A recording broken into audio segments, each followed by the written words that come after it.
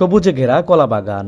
প্রকৃতির এই পরিচিত দৃশ্যের আড়ালেই লুকিয়ে আছে বাংলাদেশ কৃষির এক অপূর্ণ সম্ভাবনা। প্রতি বছর দেশে বিপুল পরিমাণ কলা উৎপাদিত হলেও আন্তর্জাতিক বাজারে এখনও শক্ত অবস্থান তৈরি করতে পারেনি দেশীয় কলা। রোগবালাই, ফলের আকার, খোসায় কালো দাগ এবং অতিরিক্ত কীটনাশকের ব্যবহার সব মিলিয়ে রপ্তানির মানদণ্ডে বারবার পিছিয়ে পড়ছে দেশের এই অর্থকরী ফল।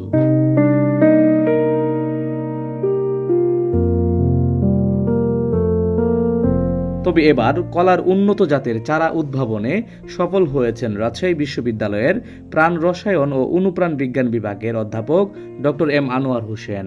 বিশ্ববিদ্যালয়ের প্লান্ট মলিকুলার বায়োটেকনোলজি ল্যাবে হার্ডেনিং প্রযুক্তি ব্যবহার করে তিনি উৎপাদন করেছেন উন্নত মানের টিস্যু কালচারের কলার চারা।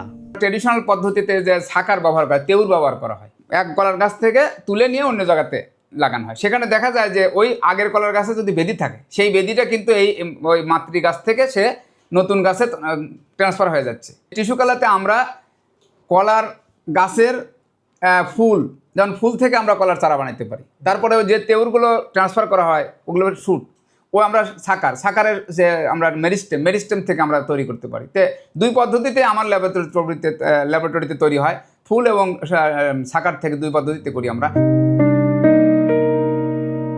গবেষণাগারে সুস্থ কলা গাছের ক্ষুদ্র টিস্যু থেকে তৈরি করা হয় নতুন চারা। এরপর প্রায় 2 মাস ধরে বিশেষ নিয়ন্ত্রিত পরিবেশে চারাগুলোকে ধীরে ধীরে বাইরের আবহাওয়ার সঙ্গে খাপ খাইয়ে নেওয়া হয়। এই গুরুত্বপূর্ণ প্রক্রিয়ার নাম হার্ডেনিং।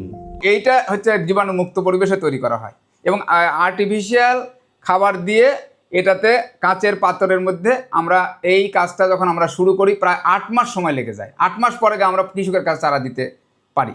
রোগমুক্ত চারা আমরা কৃষক রোপণ করলে তাদের ফলন বেশি হচ্ছে এবং 30 থেকে 40% পর্যন্ত এদের লাভ বেশি হয়। কয়েক বছরের গবেষণায় মেহের সাগর, রঙিলা সাগর, G9 এবং পুষ্টিগুণে সমৃদ্ধ অগ্নিশ্বর বা লাল কলার টিস্যু কালচারের চারা উৎপাদনে সফল হয়েছেন তিনি। বিশেষ করে লাল কলায় রয়েছে প্রচুর বিটা ক্যারোটিন, যা ভিটামিন এ এর গুরুত্বপূর্ণ উৎস। ফলে দেশি ও আন্তর্জাতিক উভয় বাজারেই এ জাতের কলার চাহিদা তুলনামূলক বেশি। সাধারণ চারা যখন আমরা কৃষক ব্যবহার করে তখন সাধারণ চারা অর্থাৎ কলার যেটা তেউর ব্যবহার করে, সেক্ষেত্রে 10, 11, 12 মাস চলে যায় ওই কলার কাঁদি ফুল বের হইতে। আর আমাদের ক্ষেত্রে আমরা যখন টিস্যু কালচার ব্যবহার করি সেক্ষেত্রে আমাদের কিন্তু দেখা যায় 6 থেকে 7 মাসের মধ্যে কলার এই ফুল বের হয়। প্রথমবার আমাদের 1 বছরের মধ্যেই কলা কাটা যায়। এই কলা আন্তর্জাতিক মানসম্পন্ন কলা তৈরি করা যাবে এবং বাংলাদেশের চাহিদা মিটিয়ে আমাদের এই কলা বিদেশে রপ্তানি করা যাবে। কেন? যে আমাদের বাংলাদেশের সমস্ত এলাকাতেই এই কলা চাষ করা যাবে।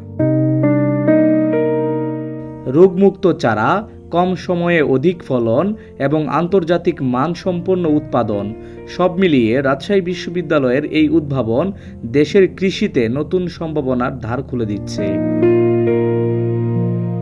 গবেষকদের আশা, এই প্রযুক্তি মাঠ পর্যায়ে ছড়িয়ে পড়লে একদিকে যেমন কৃষক লাভবান হবেন, অন্যদিকে আন্তর্জাতিক বাজারেও তৈরি হবে বাংলাদেশি কলার নতুন পরিচিতি। আর সেটিই হতে পারে দেশের কৃষি পণ্য রপ্তানিতে নতুন এক সাফল্যের গল্প। মনির হোসেন মাহিন, স্কাই বাংলা, রাজশাহী।